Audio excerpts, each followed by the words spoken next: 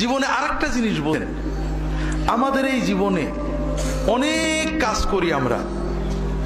কারোর লক্ষ্য উদ্দেশ্য এমপি হওয়া, কারোর লক্ষ্য উদ্দেশ্য বড় ডাক্তার হওয়া, বড় লোক হওয়া, অনেক উদ্দেশ্য আছে। আমরা অনেক কিছু করি, কিন্তু আবার সবকিছু রেখেই চলে যেতে হয়, ঠিক না? আর একটা জিনিস বোঝেন, দুনিয়াতে কেউ আপন হয় না। যে বউ আপন, 2 ঘন্টা আপন থাকেতে 4 ঘন্টা ঝগড়া করে, আছে না নেই? যে ছেলে আপন, সে 2 ঘন্টা কথা শুনে তো 4 ঘন্টা কথা শুনে না, ঠিক না বেঠিক? যে ভাই আপন, সে ভাই 2 ঘন্টা আপন আর 2 ঘন্টা পর। যে বাবা আপন, যে সবচেয়ে আপন মা আপন, সেও দেখা যাচ্ছে আরেক ভাইয়ের কথা শুনে পর হয়ে যায়, হয় না? হয় না হাজেরিন, দুনিয়াতে কেউ 16 আনা আপন হয় না। আমাদের এই জীবনটা পরকে আপন করার, মানুষকে খুশি করার জন্য একটা সংগ্রাম।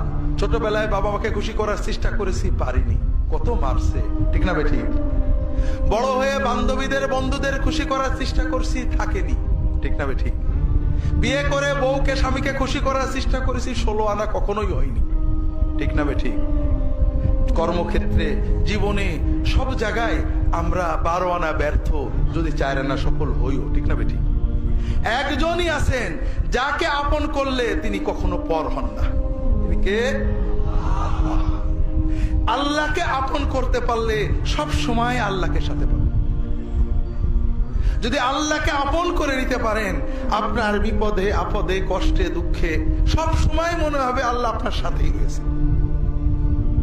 যে বেদনা কারোর কাছে বলা যায় না, বউয়ের কাছে বলা যায় না, মায়ের কাছে বলা যায় না, যে আনন্দে কাউকে শরীক করা যায় না, যদি আল্লাহকে আপন করতে পারেন, সেই আনন্দে আল্লাহকে শরীক করতে পারবেন, সেই বেদনার কথা আল্লাহর কাছে বলে বুকটাকে হালকা করতে পারবেন। কথাকে বুঝতে পেরেছেন? কাজেই ভাইয়েরা, আসেন না সবাই নিয়ত করি যে এত সহজ কাজ আমরা নিয়ত করলাম, আল্লাহ আমার বাকি জীবন যতটুকু আছে, 1 দিন হোক আর 100 বছর হোক, আমি তোমার ওলি হওয়ার চেষ্টা করব।